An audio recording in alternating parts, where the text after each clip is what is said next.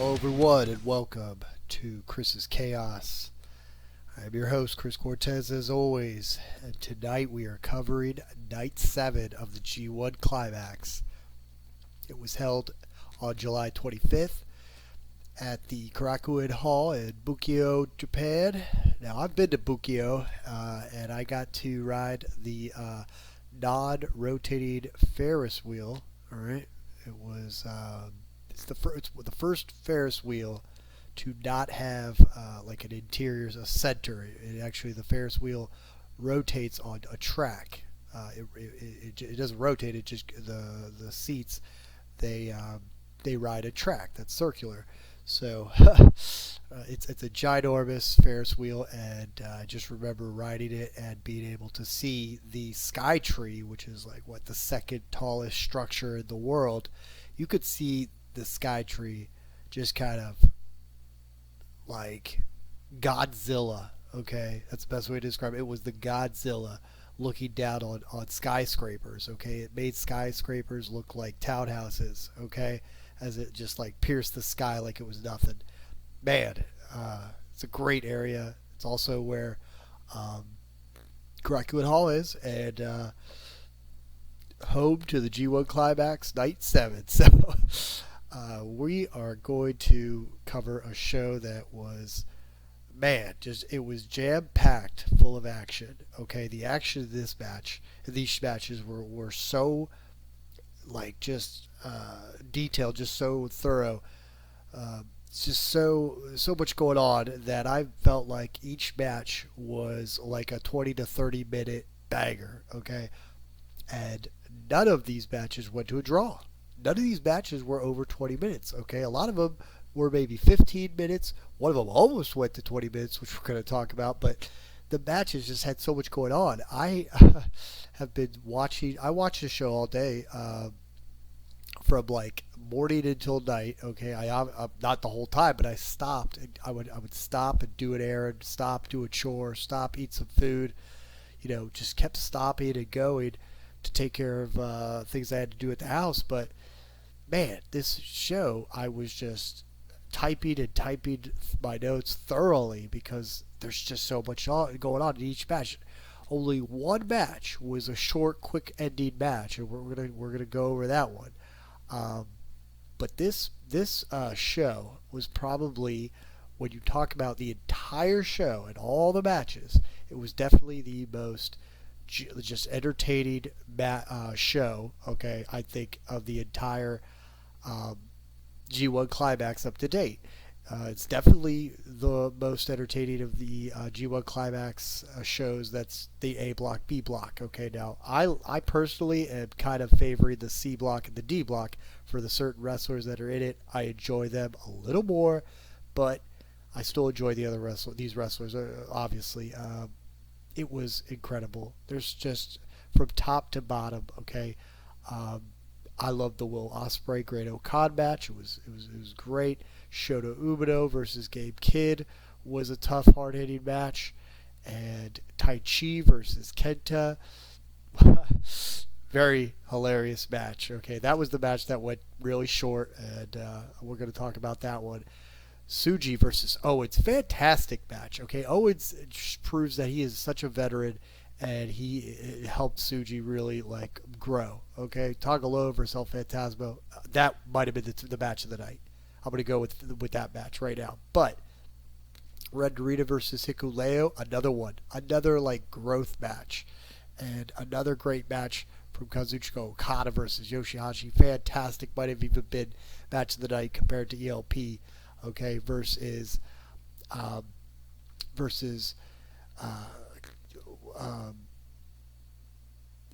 Tanga Loa. I'm sorry. I had to refresh my memory because it's just a lot of action.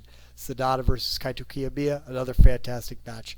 Okay, so I mean the last two matches, okay, could have easily been the odds-on favorite for the best match of the night. But then again, the ELP match versus Tanga Loa was fantastic. Okay, so I am very curious as to where it's going to go. I'm going to tell you right now, Kazuchika Okada is 4-0. Sanada is 4-0.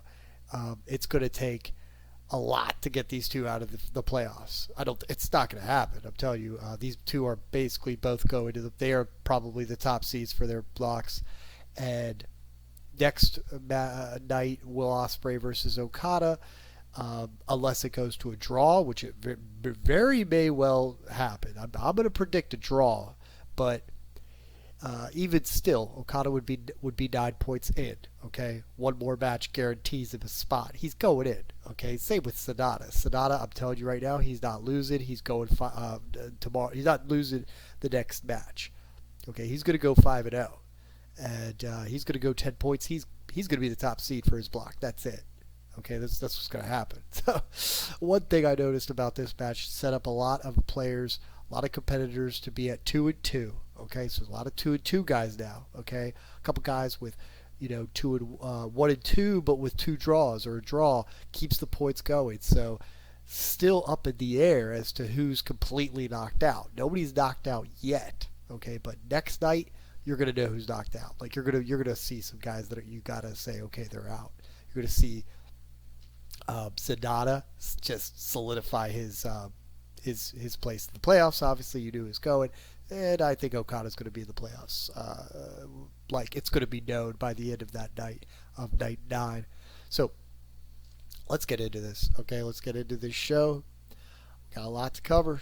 First match, B block. Will Ospreay versus Great Okada. I was very surprised that this was the match to start the show. And it did not disappoint.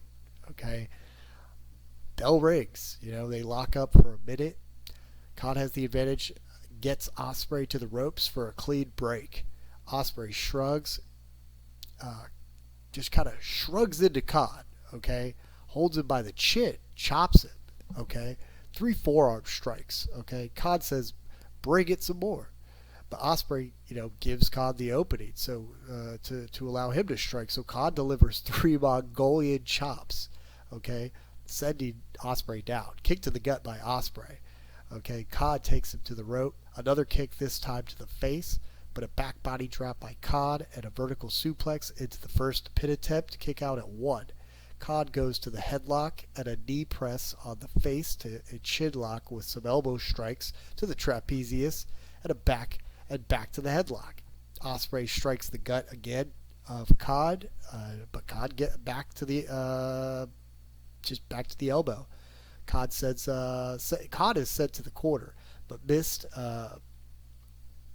did Ospreay, and Khan calls us peasants. Okay, so Ospreay goes for a strike, misses it. Khan just gets on top of the ropes and calls everyone a peasant. On the top, Ospreay is able to hit a Frankensteiner. Ospreay hits a kick, just a kick off the springboard.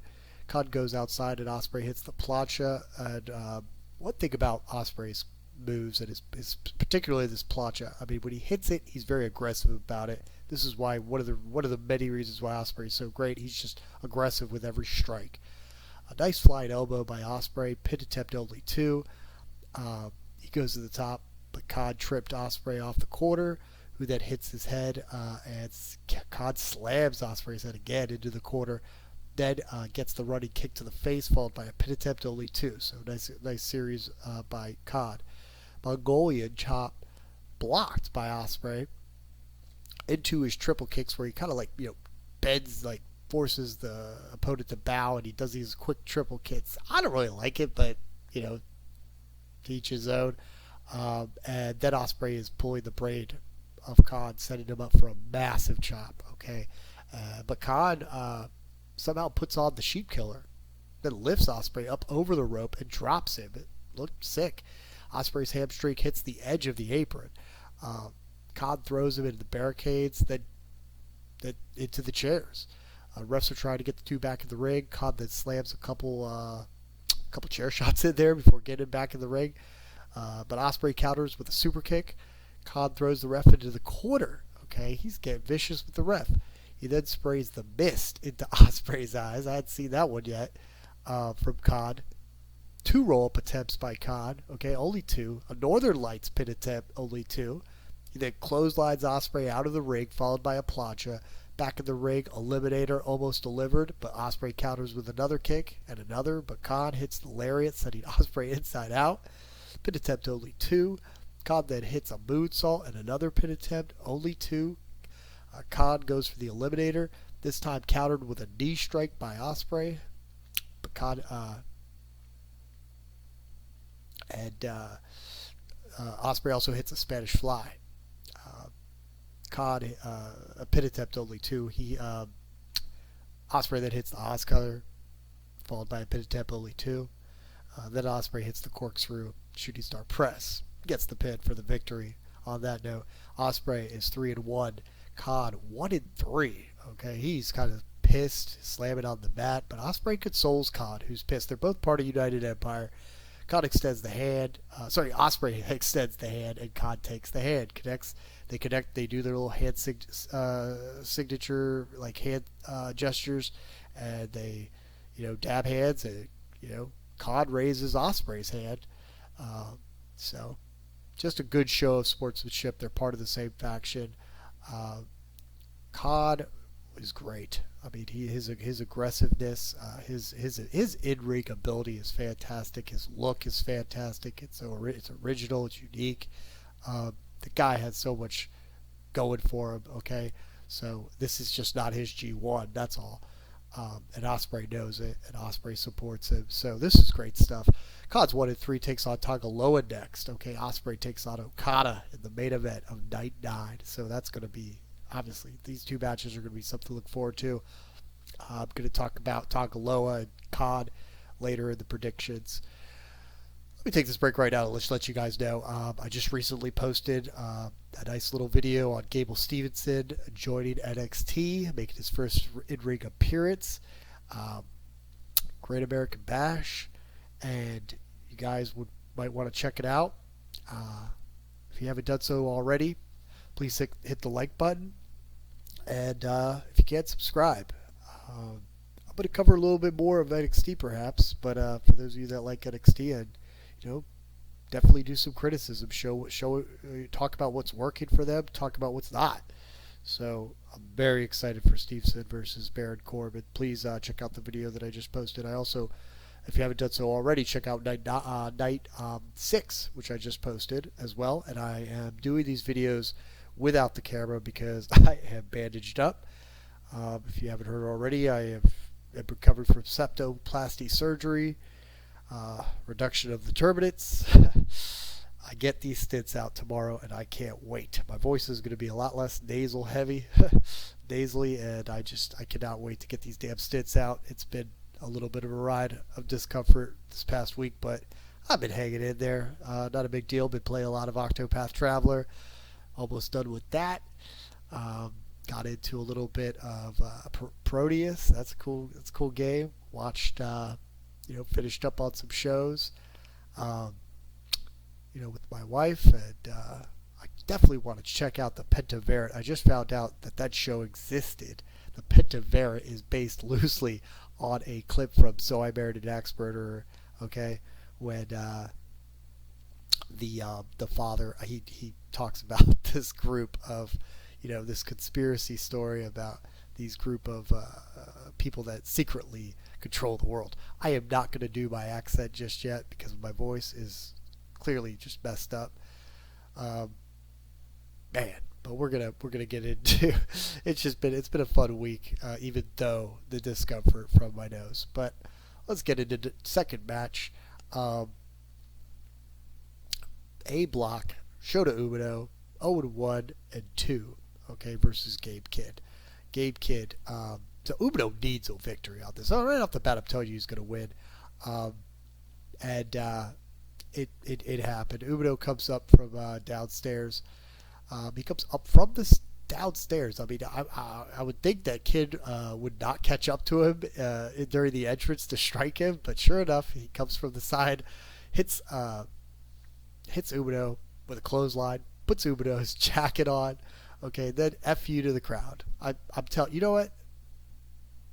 I'm telling you, Gabe Kidd is the fuck you man. Okay, if you ever watch Eddie Murphy Raw, he's known to foreign audiences as the fuck you man. Well, that's Gabe Kidd, because this guy loves to say F you to the crowd. Loves to flick off the crowd. Right off the bat, he's F you in the crowd.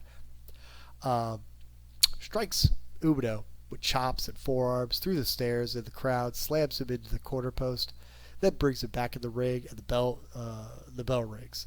Kid hits the lariat, followed by a pin attempt. Takes Umino outside for a suplex onto the apron, but Umino strikes back with forearms and keeps hammering until Kid is stunned. But Kid strikes back and hits the vertical suplex on the apron, devastating Umino. Man, Kid then grabs the chair, throws off the ref who was trying to stop him, okay? Tells the ref to count already as Kid is resting on the corner back in the ring and cursing at the crowd.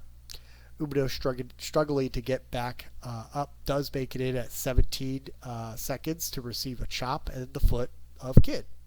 More taunting the crowd before lifting Umino up for a back kick and a pin attempt. Flicks off the camera some more. He goes to the fans. He goes to a fan who has a cloth banner like a scroll of Umino, okay? Grabs it, chokes Umino out with it, okay? Then wipes his nether regions with it, okay? And throws it back out. Man, yeah, Gabe Kid is he's a nasty individual. I mean, he's dirty.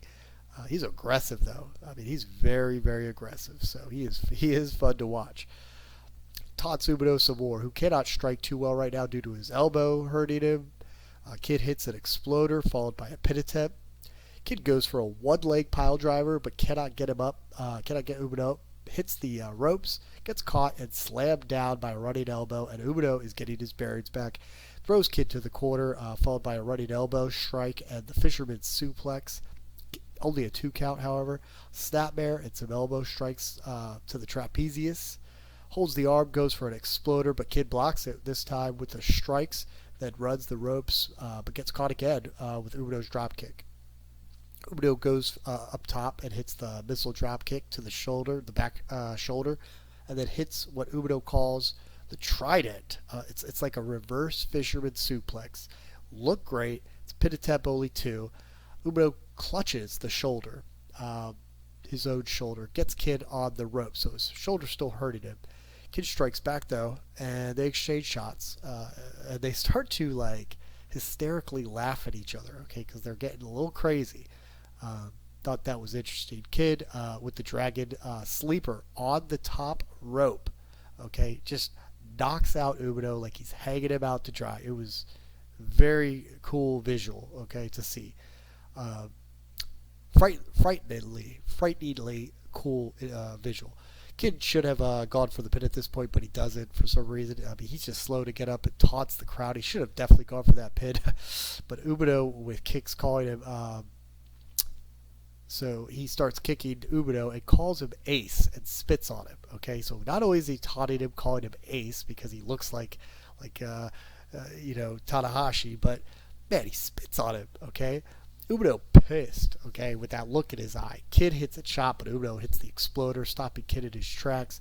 10 minutes to go. So 10 minutes, only half of this match has gone on, okay? Kelly and Charlton thought that it was the 15-minute mark, but because it felt like it'd been 15, right? And it's true. There's so much going on. They just have a lot of time left. So Umino's not going to get a draw. You know, at this point, I'm thinking, you know what? Umino's going to win this. He's not going to get a draw like before. He has the time to get it. Okay, time's not going to play a factor. Kick in the corner from Kid, but Umino hits the running forearm uppercut, and then a leaping DDT over the top rope. Then he kicks Kid, sets up the Death Rider, but Kid blocks it and tries to throw Umino into the ref. Umino stops himself, and Kid goes for the low blow, but Umino blocks the attempt. He hits the pop-up forearm uppercut, and then key ignition. It's like a corkscrew neckbreaker. Looks very impressive. Pin attempt only 2. Death Rider blocked by Kid. Umino goes for a waist lock, but Kid elbow strikes the head, and he throws the ref right into Umino, who catches the ref, tosses him aside, just right as Kid strikes with an open hand palm and delivers the backdrop suplex. Pin attempt, again, only 2. Kid goes for the pile driver, just deflected. More strikes, hits the ropes, does Umino, but gets caught into a package DDT. Kid hits the ropes. Okay, he gets caught by Umino into the package DDT, And then Umino hits that Death Rider and gets his pin victory. First win in the G1 Climax 33. Umino is now 1-1-2. So he has 4 points. Okay, it's as if he's 2-2.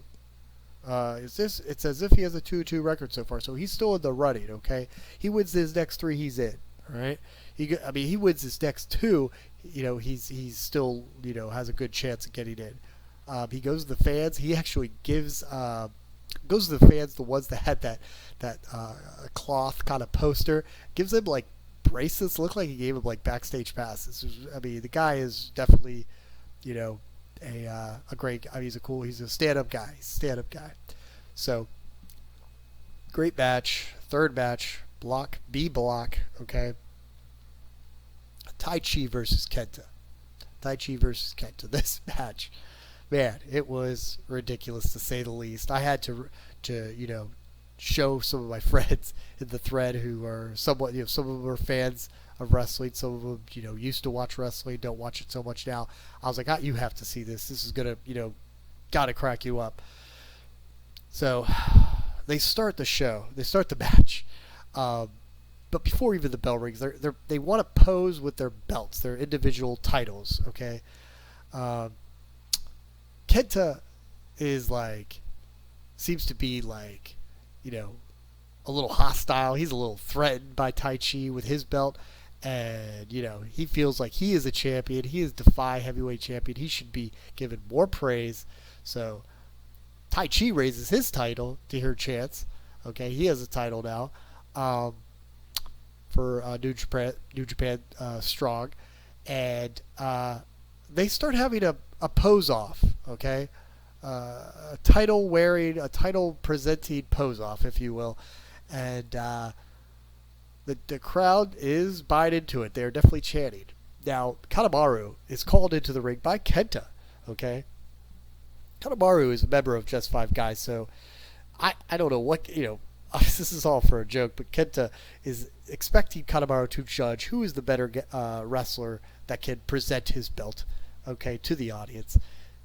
Obviously, Kanemaru is going to go ahead and, give the nod to Taichi, since Taichi is also a member of Five Guys. But so they do their poses one more time, and Taichi does a little, peck. He flexes the pecs. Kevin Kelly is commenting on it. Oh, Taichi is a clear-cut winner. Kanemaru raises the hand of Kenta, and I'm sorry, my bad, not the hand of Kenta, but of Taichi. And Kenta is furious. He strikes Kanemaru, and then tosses him out of the ring. It was hilarious. Okay, and then hits Taichi with the belt, with his title. Okay, sending him on the ground. Goes for the pinfall. The bell hasn't even rung yet, and he's pinning him as the bell is ringing. Okay, so only a 2 count. Would have been the shortest match in history. Then Kenta goes for a GTS, blocked, strikes at a back suplex by Taichi into a pin, 2 count only. So Taichi gets back into it, stalks Kenta, who is now pleading with Taichi, basically saying, "My bad." Then he pulls off the. What does he do? He pulls on the pants of Taichi and rips off the pants, exposing Taichi's Speedo trunks. Okay, basically. Okay, and Taichi's pissed. Charlotte's like, "Hey, you don't do that. You don't do that." Taichi is furious. Clothesline Kenta, then signals for his finisher. Okay. Kenta gets him up for another GTS attempt, but it's blocked, and Taichi goes for the roll-up. Just as Kenta latches onto the ref. Okay, so the ref ends up rolling alongside with the competitors into the corner as Taichi goes for a pin. The ref's not there to count it. Taichi walks over to help the ref as Kenta goes to the corner where his belt is. He tries to strike Taichi with the title, but Taichi ducks and kicks Kenta in the gut. Okay. Taichi then kicks Kenta, okay, who is holding his title right in place so that Taichi slams his shin right into the metal plate of that Defy Championship. Okay, cool little situation. Kenta then delivers the low blow right into a roll-up for the 1-2-3. Taichi now 2-2, takes on YOSHI-HASHI. KENTA is 2-2. He takes on ELP. It was hilarious. KENTA, he's just standing out there like, what did I do wrong? But he won with some serious dirty tactics. Taichi is upset. Kanemaru comes back into the ring like, what happened? It was a very funny match. Highly recommend it. Fourth match, A block. Yota Tsuji versus Chase Owens. So, right off the bat, I just want to say how good of a match it was. Particularly what really just kind of struck me was how good Owens is as a veteran. The guy does not do anything fancy, but he knows what he's doing. As I call this match, as I just cover the moves and review this match, you're gonna it just shows how good of a wrestler Chase Owens is, just how much of a seasoned veteran he is, and how he was able to get the best out of Yota Tsuji. This is just by far and away his best match in the G1 Climax for Tsuji. He got his win. I predicted Yota was going to get his win, or could get his win. If he powers over Chase Owens, and that's what happened, and he deserved it. He needed this. He needed this win. So let's get right into it. Before the bell rings, the ref is like, I guess, nobody's ringing the bell. And this gives Owens the opportunity to just strike Tsuji with a clothesline as he's not paying attention. Okay, and then Owens starts striking Tsuji some more. And then the bell rings, okay, chokes Yota, okay, hits him with a shoulder tackle. Pin attempt only 2. And he even looks like he's going for a finisher. Yota breaks away to the outside. Owens follows him, sends him to the barricades. Reversal by Yota Tsuji sends Owens into the barricade. He slams Owens' head into the apron twice. Yota goes for a moonsault but gets tripped up and thrown back down. Yota strikes Owens and does hit the moonsault off the turnbuckle. Okay. Yota then sends Owens into the ring, but Owens rolls back out. Tsuji goes for the suicide dive, but Owens jumps up to meet with him with a shoulder block or tackle perhaps. Yota, aware of this, switches direction and tries to counter Owens, okay, who dodges the attacker. A couple more counters and a knee strike and a neck breaker by Owens. Okay, he's the veteran. I'm telling you, this shows that Tsuji, this little exchange right here, it showed that Tsuji's starting to wisen up. Okay, but he's not wiser than the seasoned veteran Chase Owens. Okay, a stop by Owens back in the ring. Closed fist. Okay, by Yota. However, Owens continues to just kind of slow, methodical assault, throwing Yota to the ropes. And I'm sorry, that was a closed fist to Yota, not by Yota. And Owens is just laying it into him, okay, with just that slow, methodical assault, okay, throwing him to the ropes, followed by forearm strikes, and did that back suplex, okay. Pin attempt only 2. Yota gets back up, forearm strikes Owen. More forearm strikes by Owen. Yota says, bring it. He's getting pissed. He's the adrenaline's rushing. He's starts striking back. Hits the ropes into what looked like be the wheelbarrow. Looking to counter with perhaps the bulldog. But Owens rolls him to the left, okay, like a waistlock gator roll, okay, applies the crossface. Again, showing off his seasoned veteran prowess is Owens.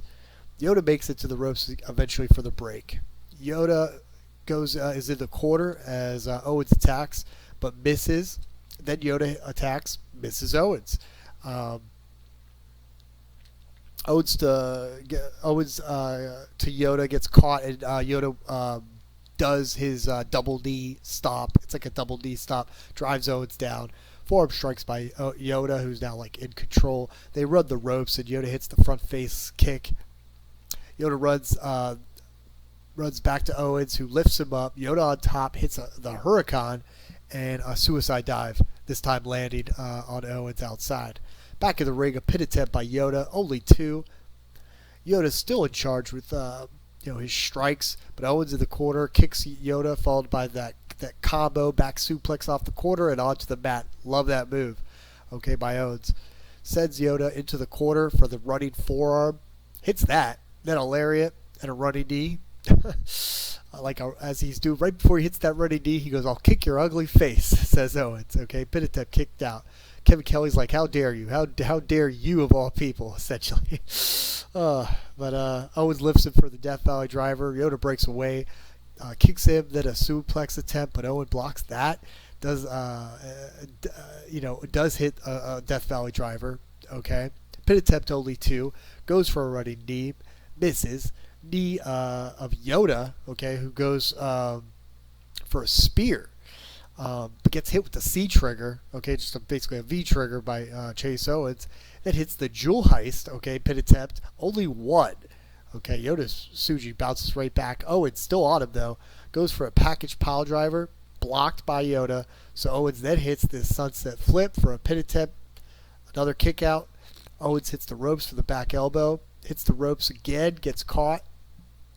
Standing Falcon arrow by Yota Tsuji, followed by a hard knee strike. Goes to lift Owens, who blocks that. Super kick strikes exchange. Super kick by Owens, okay, and then they start striking each other some more. Yota then headbutts Owens. It's become like a signature move of Yota, followed by a curb stomp, another signature move of Yota, just another vintage Yota. Pin attempt almost 3. Yota hits the spear. And that's it. It's the pin for the victory. Okay, he gets that pin. He gets that curb stop, then the spear, and he hits those 2. It's pretty much over. The way this guy strikes, it's intense. I've said it once. I'll say it again. This guy is the potential future. Okay, of New Japan Pro Wrestling. He's now 1-2-1. So he's got 3 points. Owens 2-2. He's still in it. He's got 4 points. And we'll talk about who they're going to go up against. We'll see. Let me take a look real quick because I don't have that in my notes. But Tsuji is going after Hikuleo. That should be like a battle of the monsters. I had it down in my notes a little bit below. And that'll be an interesting one for many reasons. Okay, we'll talk about that for my predictions.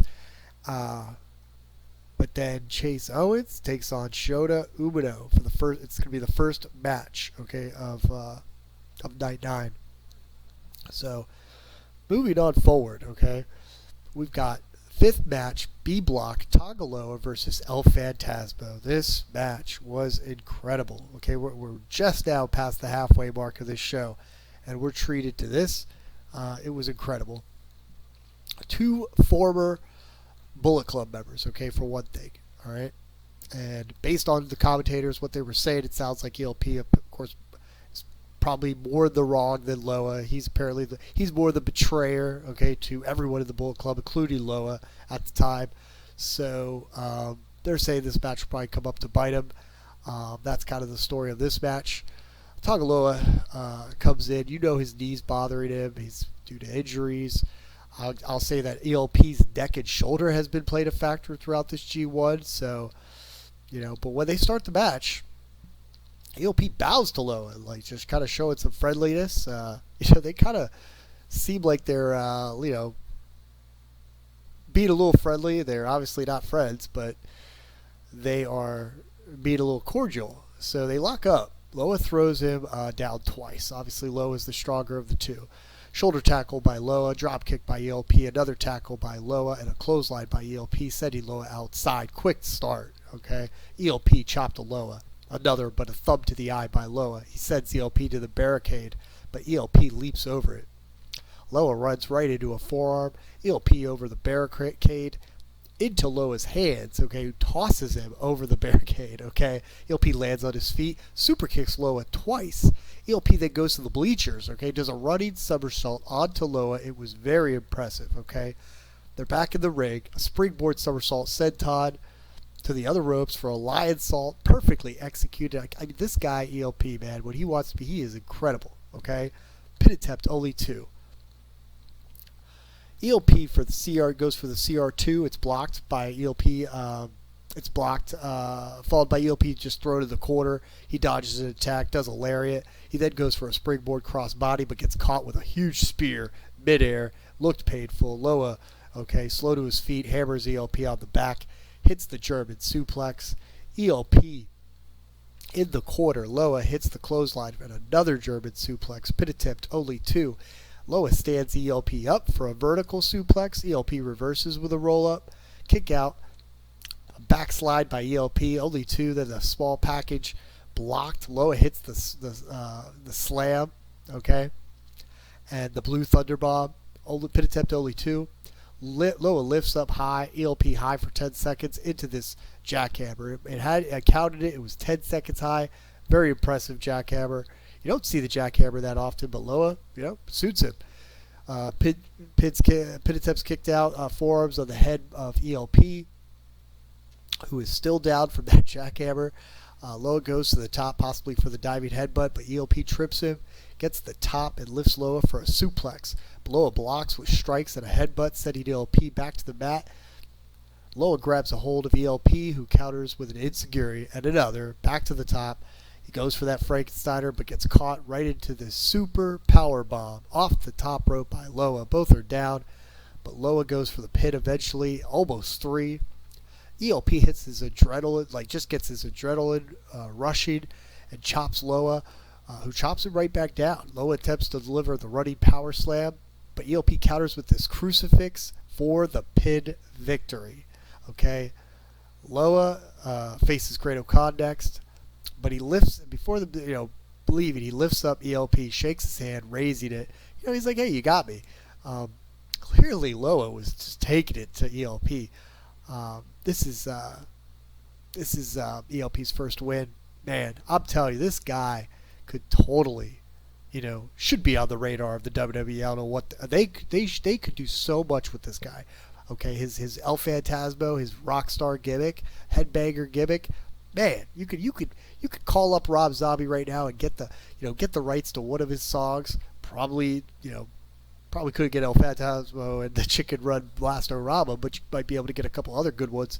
He's perfect. His move set, he's charismatic. He's a face. He's doing his, he's paying his dues. The guy is incredible in the ring.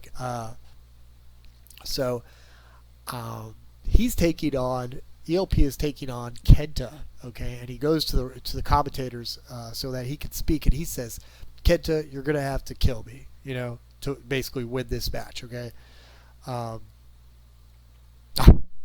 He says, Kenta, you motherfucker, you're going to have to kill me, okay? So he was aggressive, but he's ready to go. He got his first taste of victory. He wants some more.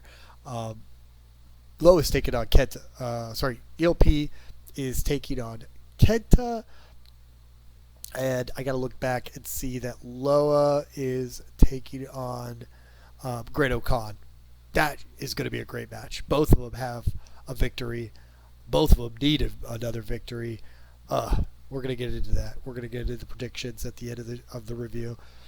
So, 6-match, okay? A block, Red Narita versus Hikuleo. Both need wins, especially Hikuleo, who hasn't gotten one, okay?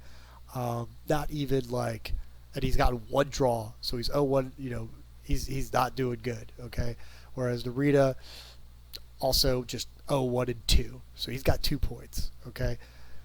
Bell rings, they lock up.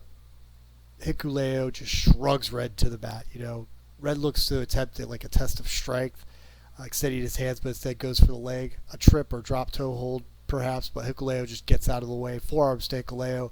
Red runs the ropes, hits a forearm, runs again, gets caught with a thunderous kick. Hikuleo hammers down on Red. He's just going to display his strength and his dominance. This guy's a giant. Another forearm to the face and another by Hikuleo. Strikes by Red, kick by Hikuleo, but Red catches it. More strikes from Red. Then Hikuleo chases after Red, who uses the momentum of Hikuleo to send him over the top rope to the outside. Red goes after him. Hikuleo sends Red to the barricade. Body drop onto the apron by Hikuleo. Sends Red back in the ring. Forearm by Hikuleo. Pressure from his boot to the face of Red. who gets back in the ring and strikes, but Hikuleo just tosses him overhead to the other side of the ring. The guy is just a giant. Hot shot by Hikuleo, but Narita, he applies the choke. Narita, kind of reverses it into a choke, but Hikuleo just slams Red back into the corner, breaking that up. Red drop toe hold, but Hikuleo just stops this submission attempt from Narita with a strike. Massive chop by Hikuleo, but followed by a power slam. Hikuleo goes for the vertical, but Red counters, goes back to the choke. Okay, try to get that choke hold. Hikuleo counters with a spinning power slam this time. Crashes Red into Red in the corner afterwards. Lifts him for snake eyes, hits the lariat. Brainbuster delivered into a pin attempt, only 2. Hikuleo then sends Red to the rope, and Red holds on to avoid the attack. Hikuleo runs right into Red's boot. An armbar avoided. Okay, an armbar applied, almost applied by Red. It's avoided, but by Hikuleo, but not the spinning heel kick. Okay, a forearm and another boot to Hikuleo. So Red gets his strikes in. Red hits the running sit down lariat, sending Hikuleo outside, and just like sending Hikuleo down. Spinning heel kick in the corner, kicks to the gut, running kick and a Russian leg sweep by Red Dorito. A series of offensive strikes and attacks there. Pin attempt only 2, followed by a leg lock. Hikuleo seems to be able to make it to the ropes, but doesn't, as Red rolls him back into the center of the ring, and then applies the Boston Crab. Hikuleo does make it to the rope. It's not going to be hard for Hikuleo to reach out to the ropes. He's, his wingspan is that of an eagle. Red, an eagle from the Lord of the Rings, that is. Red lifts up Hikuleo, goes for a bear hug. I don't know why he did that, but Hikuleo easily breaks that up. But he doesn't break the chokehold that Red gets him in. Red tries for a Cobra twist, but Hikuleo gets out of that attempt and hits the power slam. Okay, he does hit this amazing stat power slam, goes for the choke slam. Red counters with the arm bar. Okay, he knows if Hikuleo hits it, it's over. Hikuleo then gets out of the arm bar. Red hits just a fierce guillotine running knee. Red goes to the top, removes his knee pad, going for just a leaping knee strike. Gets caught right in the hand of Hikuleo, but Red chops out of the hold. Hikuleo strikes back, seizes Red for that choke slam, gets the 1, 2, 3. Finally, Hikuleo gets his first win. He is now 1, 2, and 1. He's got 3 points. Takes on Yota Tsuji next. This is going to be just a battle of the giants. Really want to get into it with my predictions, but it should be an interesting match. They're both green though, so that's gonna definitely play a part in that match. Red Narita 0-2-2. He's got 3 points as he's got 2 points now. Okay, takes on Sanada, so there is no way that he's beating Sanada. Okay, so I'm sorry, Red Narita, but you are. You are going to be eliminated from this tournament probably by the end of night 9. So sorry to hear that. Thanks for coming out. 7th match, B block, Kazuchika Okada versus YOSHI-HASHI. It's the semi-final match of the night, and man, was it! It was quite a match. It was a banger of on the next level. I mean, coming in, I YOSHI-HASHI, every single match he's been in, I have been, very much enjoyed his performances. Okada is just on another level right now, just taking out everybody. I mean, and I predicted this guy is not losing anytime soon. And this match is no different. But really what was great is that when YOSHI-HASHI came out, he was the fan favorite. So Okada, he can switch it up. He becomes he plays the heel very easily if he wants to with his moves. He's not going to cheat, but he's going to fight a little, more aggressive, a little bit dirtier. We're going to talk about it. Man, it's been a little tough dealing with this surgery as far as being able to talk, but I Got to get this one in. I got 2 more matches to cover. We'll get some predictions in. Hashi has like never beat Okada up to this point, so this is actually a rematch from Wrestle Kingdom 6 from back in 2012. So commentators are talking about that, and picking up the story a little bit. So there's a lot of history between these two, but they are friends. They are faction members. So bell rings. They lock up. Okada gets him to the rope for a clean break, or what would appear to be a clean break, because right towards the end he does a little forearm strike. Forearm by Hashi. They start to exchange these strikes, and it quickly becomes clear to me that Okada wants the best out of YOSHI-HASHI. So he's going to taunt him, he's going to mess with him, just so that Hashi gets pissed and strikes as hard as he can. Shoulder tackle to Okada, who stays up. Okada bashes into Hashi, who stays up. Hashi runs the ropes, ducks the clothesline, and hits that shoulder tackle, this time sending Okada down. Okada runs the ropes, but Hashi trips him as he slides out of the ring. Pulling Okada out of the ring, chops him, but Okada strikes Hashi and hits the DDT outside. Again, it's Okada's favorite move. Kelly calls it's his best friend. It really is. Sends Hashi to the corner post. People start booing him, And again, it's these type of moves. Is this corner post? He's playing a heel. Gets Hashi back in the ring at 11. Snapmare and a running drop kick to the head of Hashi. One leg pin by Okada, and more boos to the crowd, from the crowd. The one leg pin, that is a heel move. Okada, again, he's not a heel, but he's playing the heel, meaning he is acting like a heel. He's doing certain moves, okay?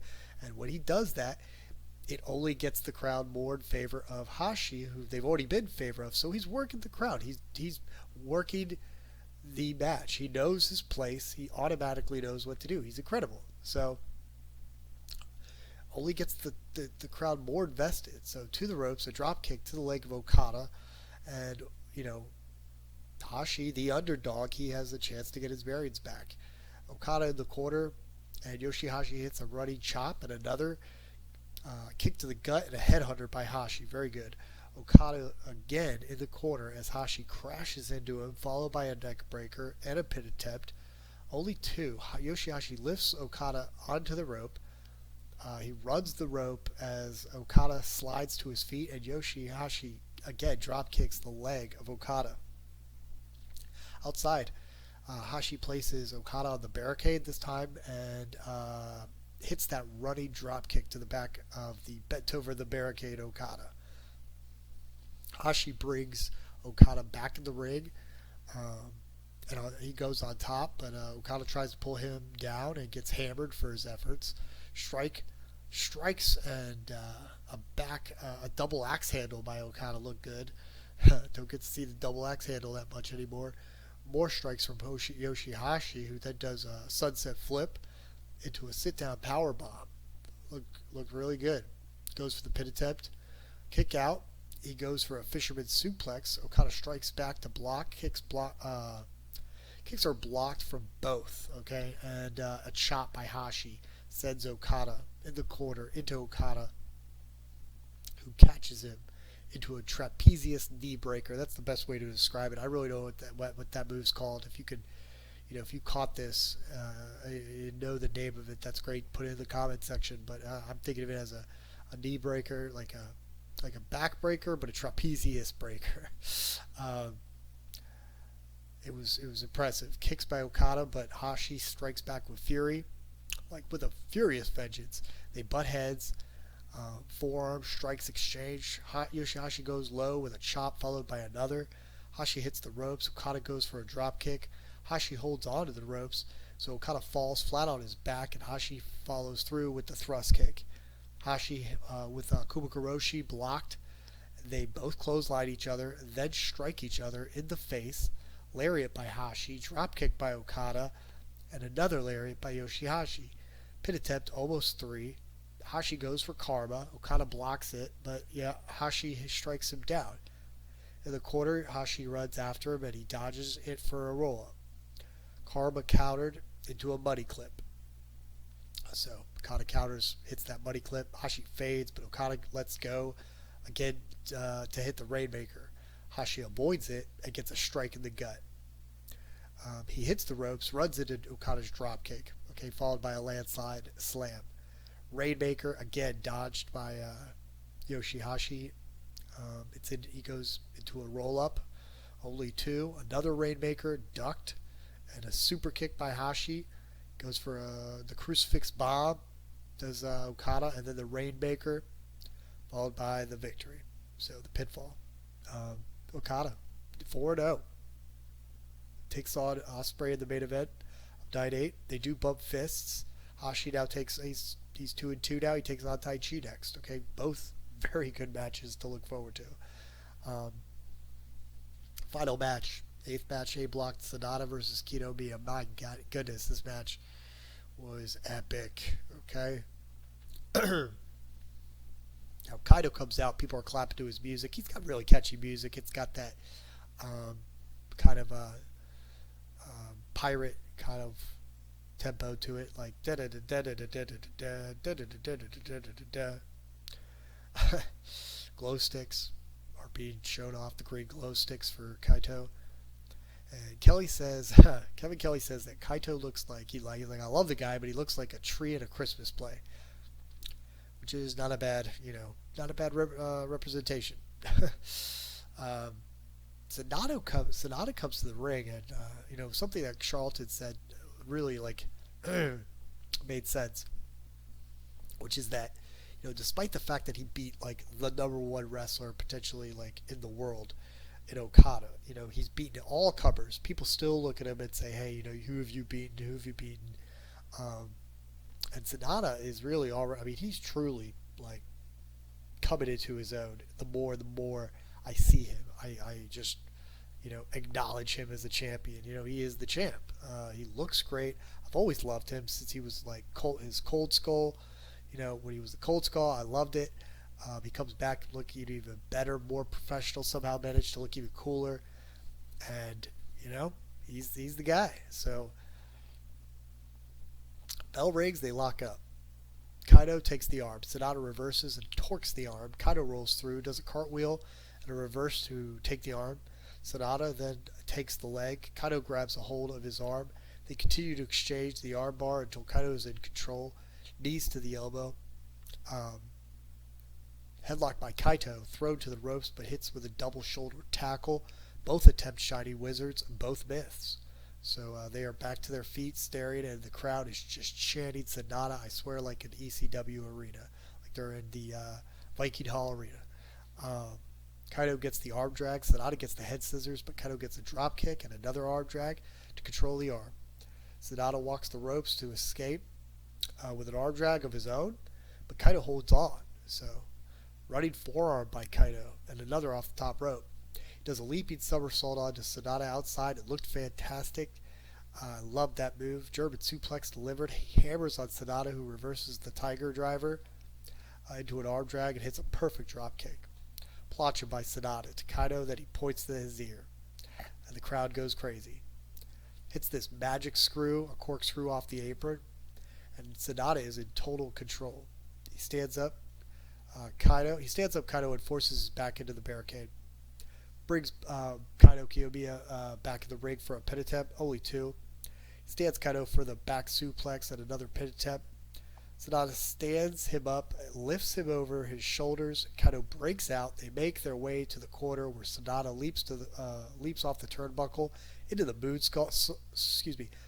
moonsault skull end, perhaps, but Kaito scrambles out and drop kicks Sanada's right knee to stay in this match. Okay, Sanada's hurting, Kaito's still hurting. They're both on the ground for a while. So Kaito hits another drop kick to the knee of Sanada. Kaito makes it to the top and hits a missile drop kick to the knee. Look great. Dragon corkscrew. Dragon screw and into the figure four does Kaito. Kaito continues the pressure, Sanada on his shoulders for a moment as the ref counts two. Sanada pulls pulls a reversal, rolls around for the reversal, but kind of just rolls back into formation, you know. So Sanada continues to just sell this figure four. 15-minute mark passes at the point right, just about right before Sanada makes it to the ropes for the break. Kind of stands him up to deliver his Tigerplex, but Sanada lands on his feet badly. I mean, he's hurting with the knee, selling the knee. Kaito goes for the corkscrew, but Sanada fights it off. Hits the Tiger Driver. Okay, does Sanada. Sanada limping lifts Kaito for a TKO and a pin attempt. Sanada lifts Kaito for skull end. Okay, but goes for a moonsault off the top rope, letting go. Misses it, landing on his feet very badly.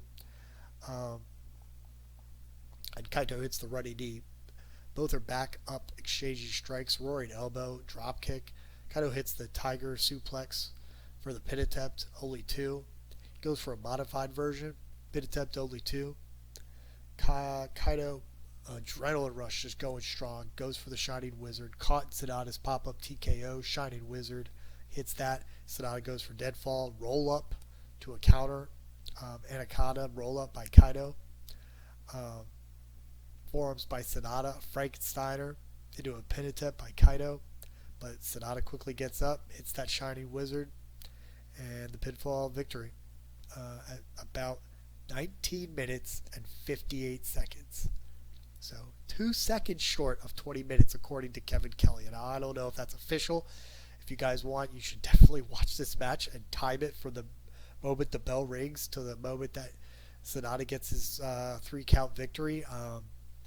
Honestly, Kaito Kiyomiya was all over it. Okay, like he was giving it his all. He was in charge for a lot of this match. Sanada just, holds on tight, gets his moves in, and, just knows how to counter. He's like the ultimate. He's a veteran, but at the same time, he's still young and just very athletic. He can be very methodical, but he can still go with the best of him when he wants to. So, guy really got it all. There's not much. I mean, I'm telling you, I think Sanada is just not in a league of his own. So, I was just very happy. So he's going up against Red Narita, night 9. Sanada's going to win. That's all obvious. And then as far as Kaito Kiyomiya, he is going up against. He's going up against. Let me look at this. I need to go back. Against Gabe Kidd. Yeah. I think he'll win too. We'll go into predictions, just to kind of run it through the list. But I think that he will win this one, and I'll give you some reasons why. But yeah, that's the review. I mean, all the matches again felt like they were 20 to 30 minute bangers, except for Kenta versus Taichi. At the match following the end of the final match, Sanada gets the ring. He just kind of. He gets in the ring. He tells Kaito, he says, "Hey, you came here from another promotion, from Pro Wrestling Noah, to swim with sharks in the top company. I gotta hand it to you. It took some balls and was pretty cool. But I am the one who won tonight. Sorry, but get the hell out of here." So he gives his props, and then he goes to the crowd. He goes, "What's up, Bunkyo?" And he just talks about how it's great to be here, and he explains to them Kanemaru, he's been involved already. Why don't we get him in the ring? So he gets in the ring. Does Kanemaru, gives him the handshake to Sanada. And apparently, according to Chris Charleston's translations, Just 5 Guys are, working on some advertisement for this shampoo commercial, We're going to go perfect through G1, says Sanada. And he has a gift for us. Lights go out, phone lights come on. Even though it's not pitch black in here, it's I don't know what he was trying to say, but he basically just I guess he was saying it was really nice, because that's not really what Charlton really wasn't able to capture most of it. But he does capture some of the gist of it. And he tells Bunkyo, "See you next time." Then the music comes on, the Just Five Guys theme. That was pretty much the end of the night. I mean, fantastic. What more can I say? Except for predictions. Let's talk predictions for this show. It's this next night. It's going to be great. We can get into. I want to quickly recap on the D block and C block, which will be going on tomorrow. The next day, we're going to capture this tomorrow. Very interested in trying to get a good review for tomorrow's show. It's going to be Hinari versus Evil. Okay, now I think Hinari needs a win. Hinari, he's 1-2. He might need a win, but Evil's on a roll. Okay, I will not be upset if Evil wins. I'm all for Evil. So I'm gonna go with Hinari. Hiroki Goto versus Coughlin. I think Coughlin needs a victory. He is not doing well. He is 0 for 3. So then Shingo Takagi versus Mikey Nichols should be a very hard hitting match. I got to say that Shingo needs a victory. He's 1-2. But then again, Mikey Nichols is also 1-2. So this is kind of a close call. I'm going with Shingo. I want to see Shingo go.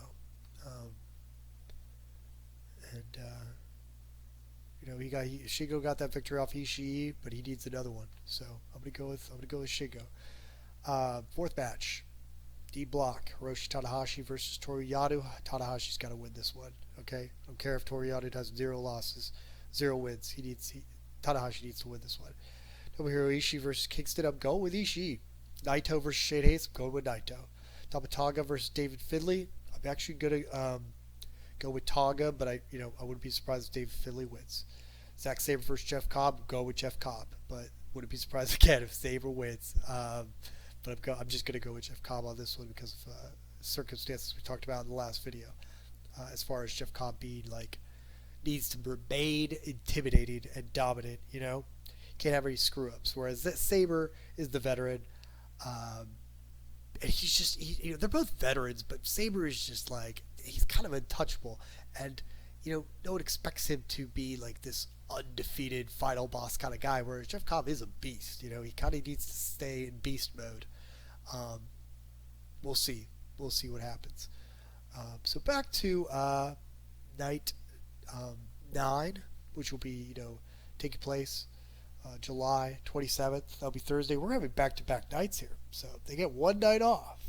Okay, let's talk Shota Umino versus Chase Owens. Man, I want to. I mean, Umino just got his first win.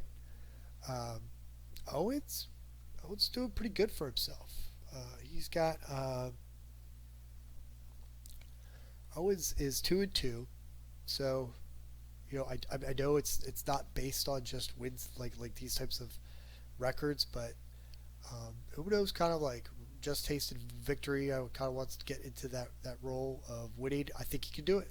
I think he's got it. So I'm going to go with Umino. YOSHI-HASHI versus Taichi. Go with YOSHI-HASHI. I mean, after Hashi's performance, Hashi is just struggling, but he's doing incredible work in the ring. So the guy needs a win.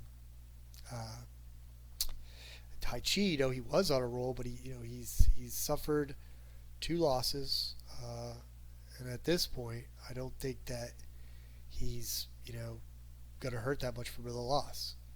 I would say nobody, everybody gets hurt from a loss, but I just don't think that he's gonna suffer too much. Maybe one more loss Taichi could get before he can't lose anymore. Let's see. Kaito Kiyomiya versus Gabe Kidd. I'm going with Kaito Kiyomiya. Okay. Tanga Loa versus Great Okada. Got to go with Great Okada. I mean, they're both so good, but I think Great Okada needs another one. Hikuleo versus Yota Tsuji. I'm going with Yota Tsuji. Okay. Both are green. Both are giants. Both have put on a great match tonight, but I think Yoda's the one that needs to kind of when putting these two toe to toe. Yota seems to have a little bit more experience, a little bit more like I don't know, a little more comfortability in the ring. So I just feel like his experience is kind of it just and his reaction from the crowds, his star power is going to get him kind of over Hikuleo. So we'll see. ELP versus Kenta. I'm going with ELP. Yeah, yeah. You're gonna have to kill him, Kenta. Seventh match, Sanada versus Narita. I already said Sanada's going to win. Okada versus Ospreay. I think it's going to go to a draw. Ospreay apparently has already said that he cannot beat Okada within 20 minutes.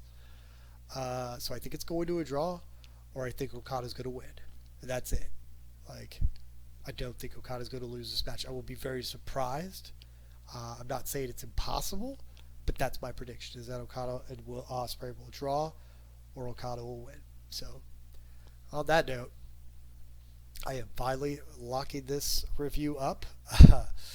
Please hit the like button if you've watched this this review. I really appreciate it. And if you have anything you'd like to add, please add some comments in the comment section. And I will be back to review Night 8, okay, for the C block and the D blocks. On that note, you guys have a wonderful night, and I will talk to you next time. Bye.